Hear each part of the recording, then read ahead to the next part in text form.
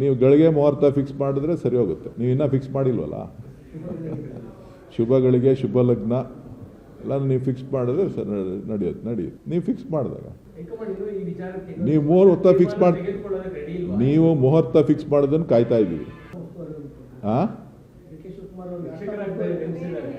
ಚುನಾವಣೆ ಪ್ರಕ್ರಿಯೆಗಳು ನಡಿಬೇಕಾದ್ರೆ ಚುನಾವಣೆಯಲ್ಲಿ ಒಂದಷ್ಟು ಮೇಲುಸ್ತುವಾರಿಯನ್ನು ಹಾಕೋಂಥದ್ದು. ನಮ್ಮ ರಾಜ್ಯಕ್ಕೂ ಸಾಕಷ್ಟು ಜನ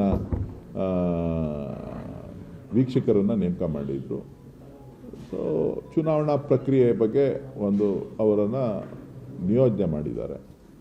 ಸೊ ಅದು ಪಕ್ಷದ ಕೆಲಸ ಮಾಡ್ತಾರೆ. ಜಾರ್ಜ್ ಅವ್ರನ್ನೂ ಮಾಡಿದ್ದಾರೆ ಕೇರಳಗೆ. ನಿರಂತರ ಅದು ನೀವು ಮುಹೂರ್ತ ಫಿಕ್ಸ್ ಮಾಡಿದಾಗ ಈಗ ಸದ್ಯಕ್ಕೆ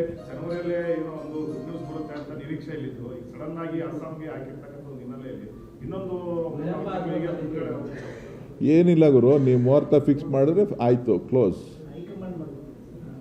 ಈಗ ನೀವೇ ಹೈಕಮಾಂಡ್. ನನಗೆ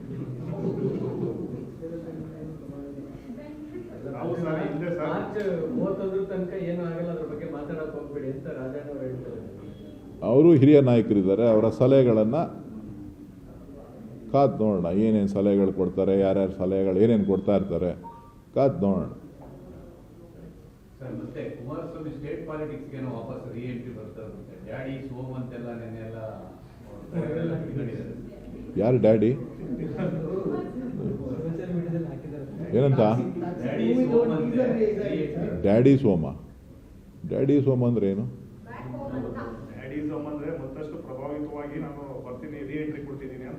ಒಳ್ಳೆ ಚೆನ್ನಾಗಿ ರಾಜೀನಾಮೆ ಕೊಟ್ಟ ಮೇಲೆ ತಾನೇ ಅದ್ರ ಮಾತು. ಡ್ಯಾಡಿ ಸೋಮ್ ಅಂತ ಅಂದರೆ ಬ್ಯಾಕ್ ಹೋಮ್ ಅಂತ ಅಂದರೆ ಅವ್ರು ರಾಜೀನಾಮೆ ಕೊಟ್ಟ ಮೇಲೆ ಕರ್ನಾಟಕಕ್ಕೆ ಬಂದಿದ್ದಾರೆ ಅಂತ. ಈಗ ಸದ್ಯಕ್ಕೆ ದೇಶದ ಆಗು ಹೋಗುಗಳ ಬಗ್ಗೆ ಗಮನ ಹರಿಸ್ತಾ ಇದ್ದಾರೆ. ಯಾಕೆ ಅವ್ರನ್ನ ಕರ್ಕೊಬರ್ತಾ ಇದ್ದೀರಿ? ಅಲ್ಲಿರೋದು ಇಷ್ಟ ಇಲ್ವಾ ನಿಮಗೆ? ಅವ್ರು ಯಾವತ್ತಪ್ಪ ದೇಶದ ಬಗ್ಗೆ ಮಾತಾಡವ್ರೆ? ನೀನು ಒಳ್ಳೆ ಚೆನ್ನಾಗಿ ಯಾವತ್ತಪ್ಪ ಮಾತಾಡಿದಾರೋ ಈ ದೇಶದ ಬಗ್ಗೆ?